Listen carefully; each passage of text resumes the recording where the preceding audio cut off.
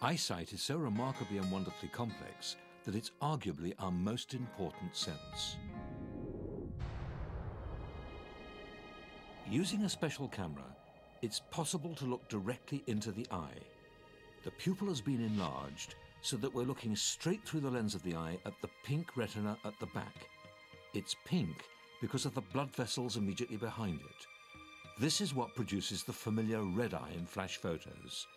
It's the retina that carries the receptors that actually register the light from the scene in front of us.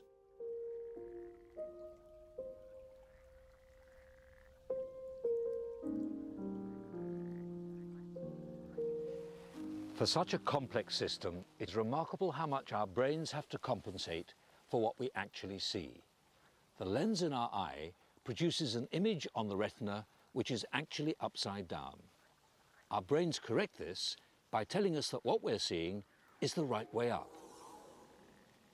The lens itself is pretty basic. It tends to produce an image which is blurred, particularly around the edges. But when it comes to focusing, it's not just the lens that matters, it's the retina. On the retina, the white spot with blood vessels emerging is the optic nerve. This carries the visual signals to the brain. But the part of the eye that does most of the work is that small dark circular area in the middle of the picture. It's called the macula, and it's only about 1 to 2 millimeters across. Right in the middle of that area, it's best seen in a green light, is a small pit with a yellow spot in the middle. It's called the fovea. This is what gives us a focused image. Every time we look at something and see it in sharp focus, it's not the rest of the retina that's doing it, it's just that small spot, only 1/5 of a millimeter across, that gives us that focused image.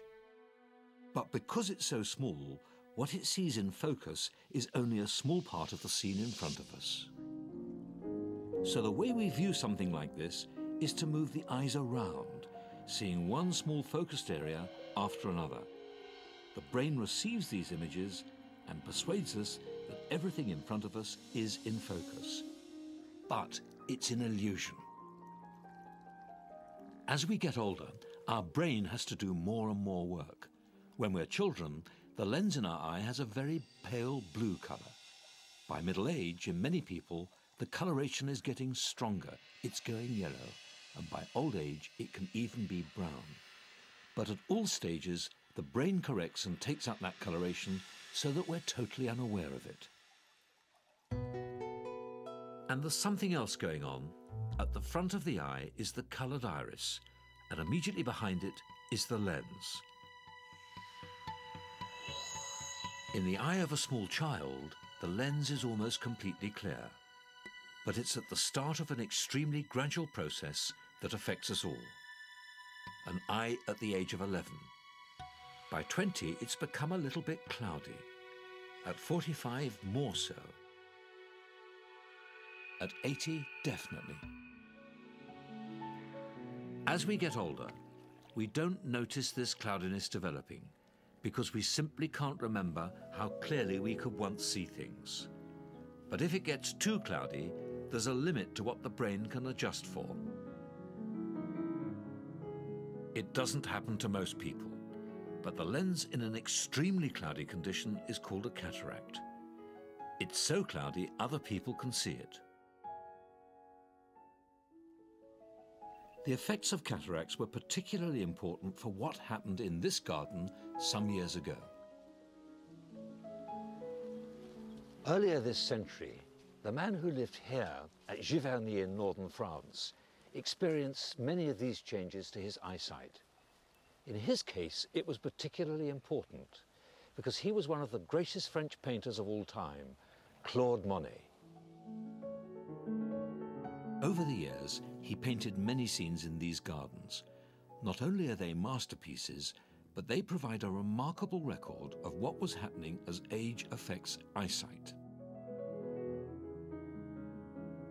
What is noticeable is that his paintings mysteriously began to change.